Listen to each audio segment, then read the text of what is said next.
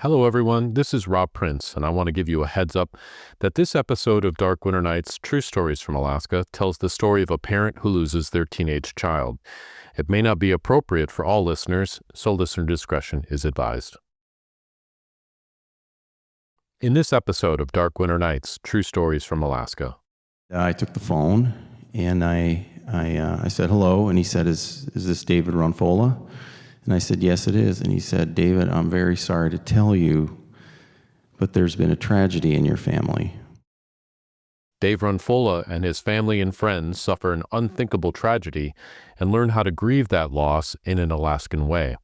Earth will care for you. Up next on Dark Winter Nights True Stories from Alaska, I'm Rob Prince. Generally on Dark Winter Nights, we like to share funny stories about Alaska because life is pretty hard already, so why not try to bring some joy to people? However, today we've chosen to share a very difficult story that comes from our February 2022 live event in Fairbanks. I interviewed Dave Runfola live on stage in Herring Auditorium about the loss of his 17-year-old daughter Teresa in a car accident in July of 2016.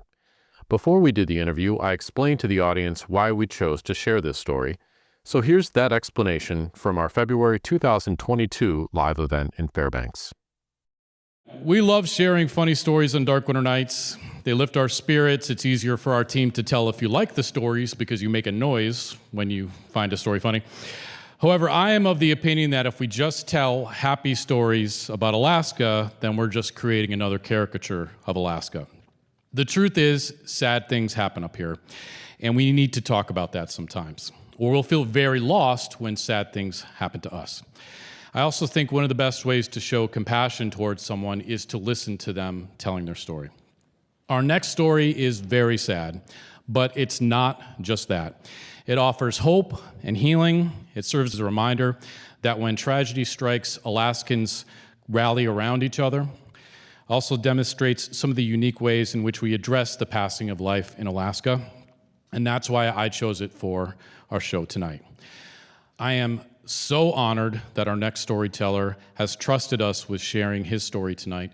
Please welcome to the stage Dave Runfola with a story we call Earth Will Care for You.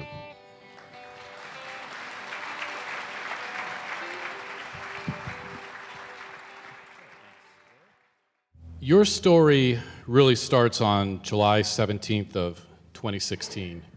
And at that point, your wife is here in Fairbanks. Mm-hmm. Your daughter, Teresa, is down in Valdez on a camping trip. And you're basically going upriver from Bethel to Antioch at that time. Mm-hmm.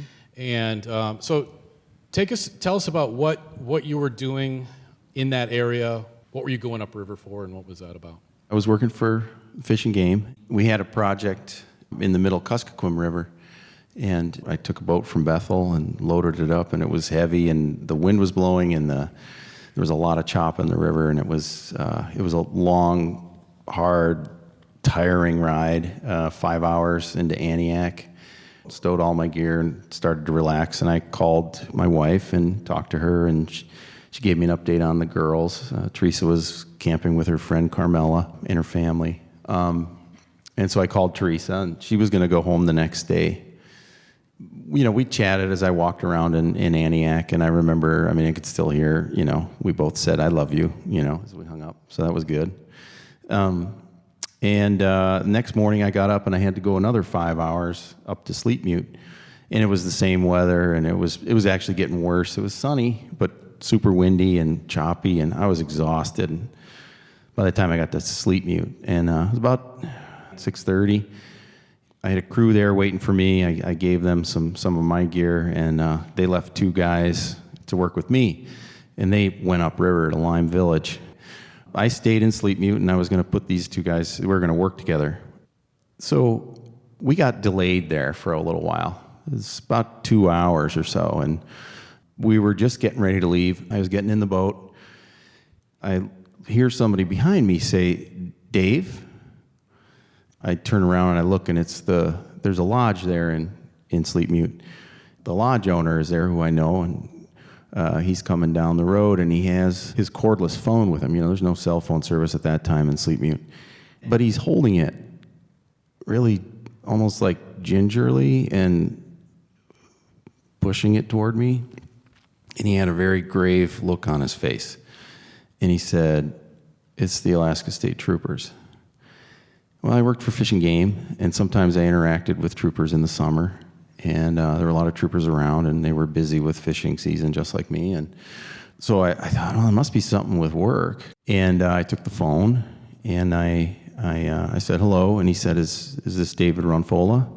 And I said, yes, it is. And he said, David, I'm very sorry to tell you, but there's been a tragedy in your family. And it seemed like a long time before he said, your daughter Teresa was killed in a collision. He started to apologize because the Alaska State Troopers don't do this stuff over the phone. But he said, we've been looking for you for 3 hours. I wish that I could be there in person. We tried to get a trooper, but we just couldn't get anybody, and we didn't know where you were. And at that point, I didn't care about the phone. I went up and we took care of some stuff that we were trying to get done, and like I had to put stuff away. We had to work. Called my wife. That was a very difficult phone call.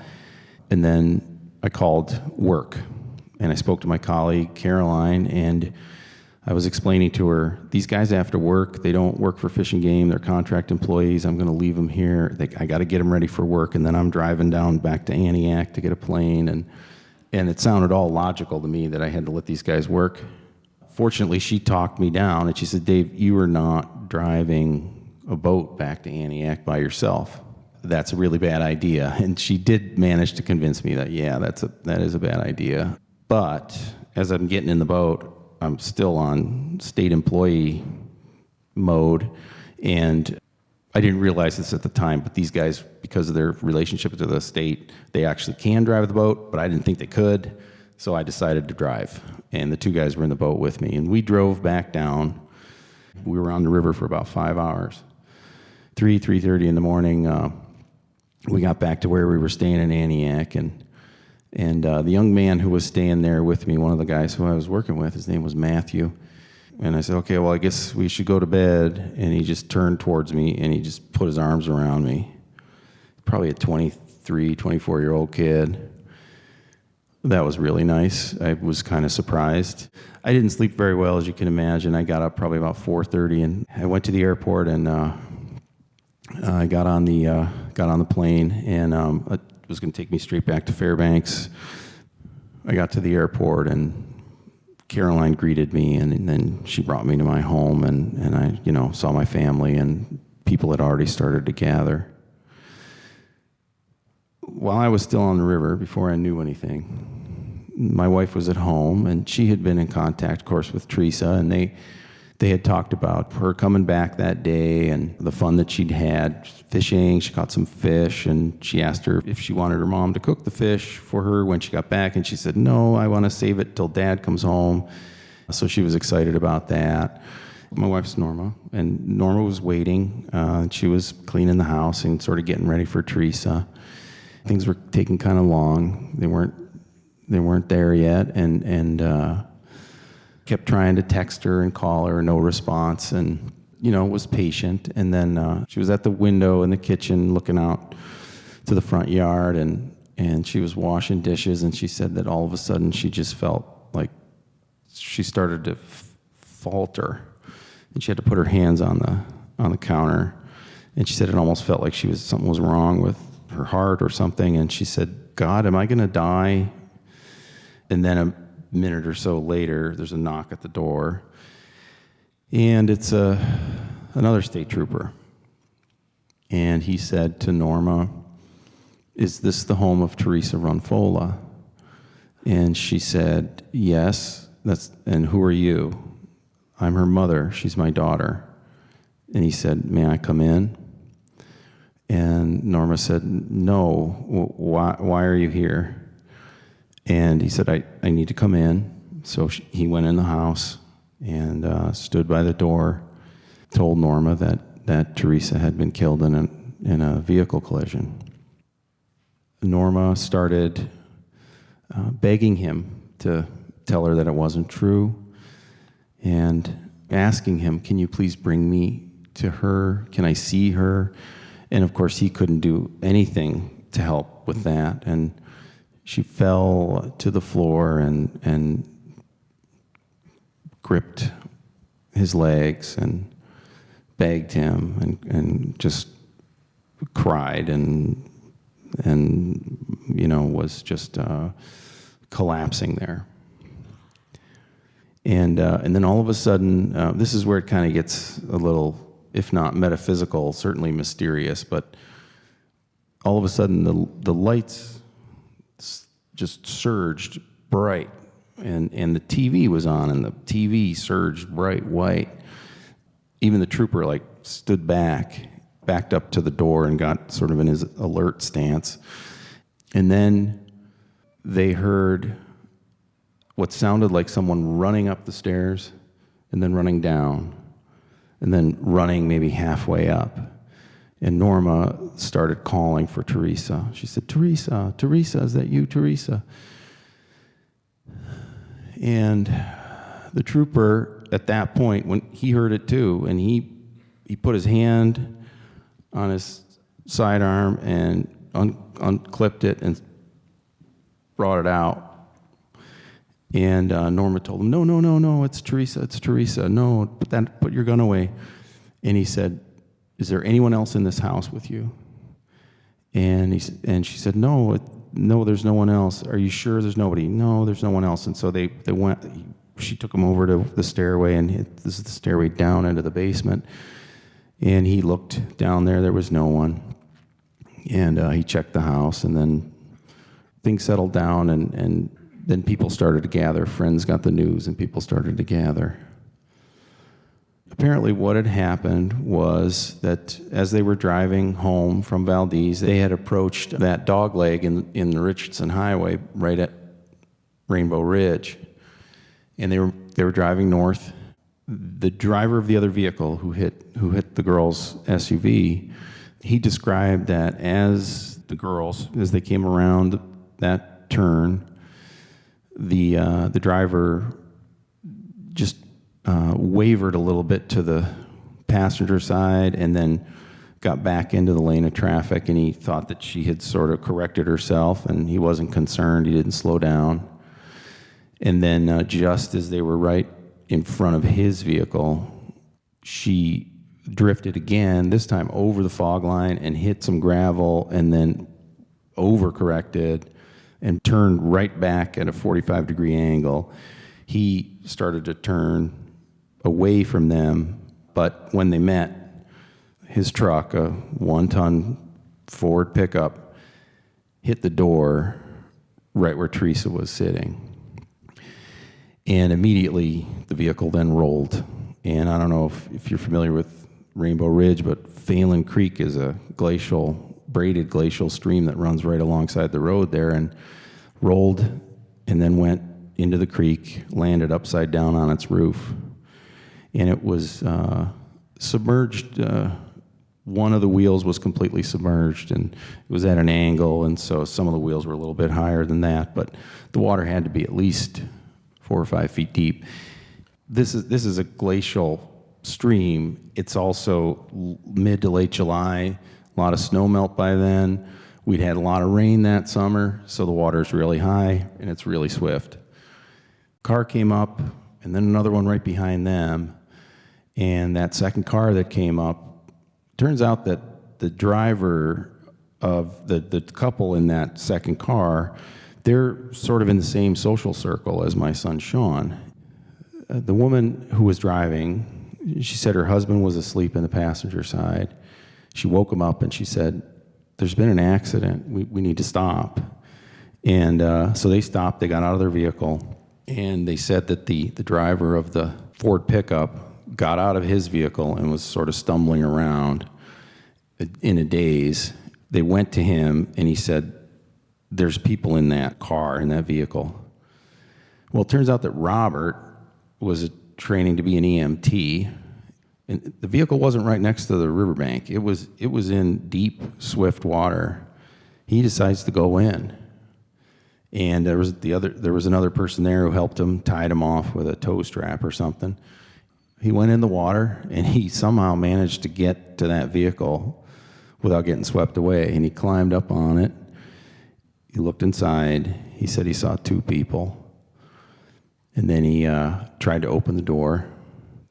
And he had a lot of trouble getting it open, but he managed to get it open a little bit. It's the driver's side door. He said that when the door opened, all these clothes just billowed out and flowed all over him, and he got that out of the way, and he put his hands in. He said he went through some debris, but then he touched one of the girls, and he felt for a pulse. No pulse, and she was very cold, and so he presumed that they were dead, and so he got himself back to safety.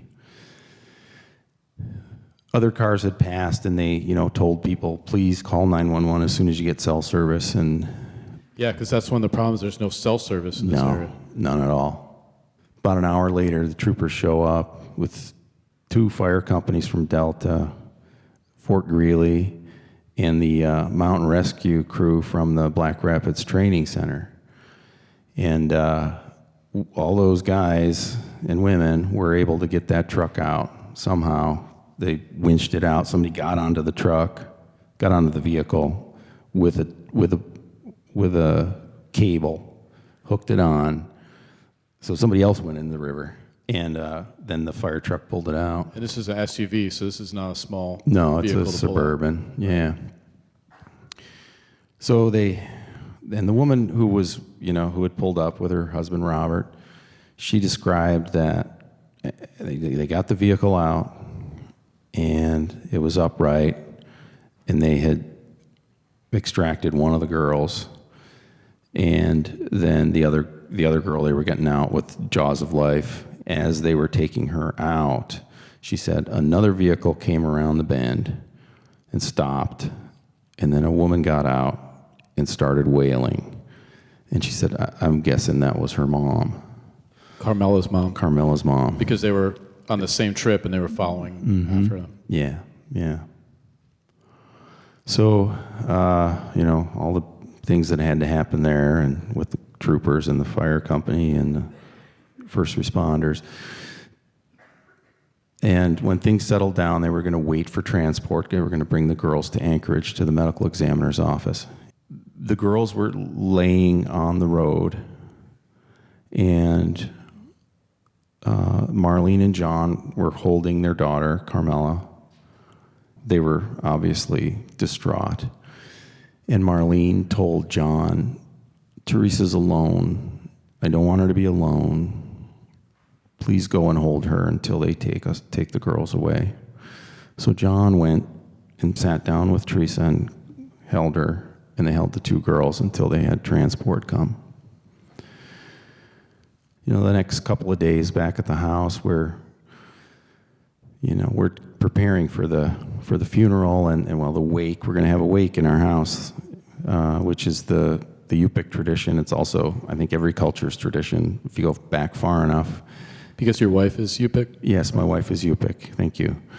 So we were going to bring her home, and we had all that business to do at the funeral home once they got her back to Fairbanks. And by the time she was ready to come home, my family had arrived from all over the States. Norma had made a beautiful dark purple huspuk. We put a headdress next to her on her bed. When she had her first dance in Scammon Bay, which is where my wife's from, she wore this headdress, which is wolf fur and Wolverine and beads and, just what women and girls will wear when they're dancing. My wife found a pair of sealskin boots that she had made for our wedding, and she wore them at our wedding, and she put them on Teresa. And so she'd lie there in her bed, and one of the people who came to the house was a gentleman who was family, and he lived in Anchorage. He was an old Yupik man named Raphael. And a couple of times, or once at least, I remember seeing him standing at her feet and holding her feet and talking to her in Yupik. And I was with him, and he said, I'm telling her what to do now. She's just a baby. I have to tell her what to do because she doesn't know what to do now. And I have to make sure that she knows how to make her path straight and flat, to make sure the sea is calm as she goes to where she needs to go. So Raphael was imparting this ancient Yupik knowledge, this spirit, to help this little girl who was too young to know what to do next. That was overwhelming. And things sort of started to wind down, and we're at our house a day after the funeral, and people are starting to leave, and this is when it gets, when it gets hard and when it gets quiet, you start to feel, you're going to feel alone. We were sitting in our living room with my in-laws, Francis and Teresa, and Raphael. A couple of other people were around, and Raphael was speaking to us in Yupik, and he was instructing us. And of course, Norma understood him. I didn't really understand. And he would occasionally translate, and he would tell me what he was saying. But at the end, Norma told me what he was telling us was that you can't carry your grief alone. When it gets hard, you have to go out into the wilderness, and you have to give that grief away to the earth, because the earth can care for you. And I've found that a light went on eventually, not right away. It took a little while to figure it out, but when things really got quiet, weeks later, when everybody was gone and we were alone, and we went out and we went up above the tree line, I remembered what he said, and we got off the trail, and I just fell down and gripped the earth, and I was wiped. That was when I realized how powerful that was, that what he shared with us. Giving that up to the wilderness, going out into the wilderness and giving it away. What ancient wisdom. I mean, this is something old that many peoples and cultures knew, and maybe some of us have forgotten it, maybe not in Alaska. We always remember what Raphael said. I'm sure a lot of you are familiar with Rainbow Ridge. It's mile 209.5 is where they died. I've always felt like it's one of the most beautiful places on the road system in Alaska. And it's, these mountain scenes that change with whatever light there is, whatever the sky conditions are. And it's always beautiful, and it's vast, and the creek is running right next to it. And there's a lot of time that it's quiet. And so we go there, and we'll build, in the spring, we'll build a little cairn and leave some flowers and maybe some candles or some little things for the girls. What we do is, this is another Yupik tradition. We sit, we bring food. We bring food that the girls liked. We bring tea made with ayuk, which is or Labrador tea. We will sit and we'll have a little meal. And what we do is, all of the foods that we're going to eat, we take a little piece and we make two little plates. And we have the tea, and we take those plates and we throw the food into the river, and we pour the tea into the river. And that's a tradition that, you give this food away because they're hungry. Your ancestors are hungry, and you want to feed them, and they want to eat with you. And so we're giving that food to the girls and the tea to provide them some nourishment. And it's kind of remarkable because the Phelan Creek flows into the Delta, and the Delta flows into the Tanana, and the Tanana flows into the Yukon, which flows out to the Bering Sea, where these girls' ancestors and the girls themselves received so much life-giving food, and the culture is there. And so that it's like the food is being carried away. By chance, it ends up where their ancestors are. So it's a really special place for us. And Teresa's always with us, of course. She's right here all the time in my mind's eye. Just 17, looking at me with a calm, sweet look on her face. I don't see her all the time. She's kind of like the harmony. She's my harmony. When the melody's playing, maybe you sense the harmony, but you don't really pay attention to it. But then if the melody stops or changes, then you notice the harmony. And that's kind of how it is when going through life and just being busy. And then when things settle down, there she is.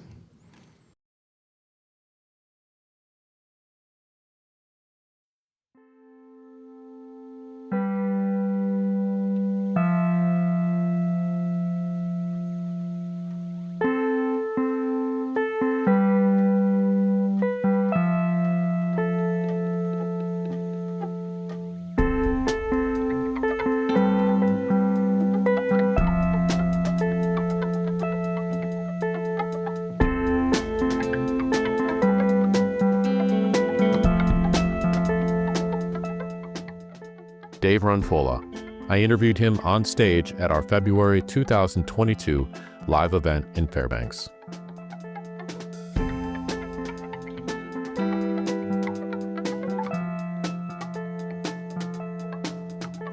Thanks so much for listening to this edition of Dark Winter Nights, True Stories from Alaska, the Earth Will Heal You episode.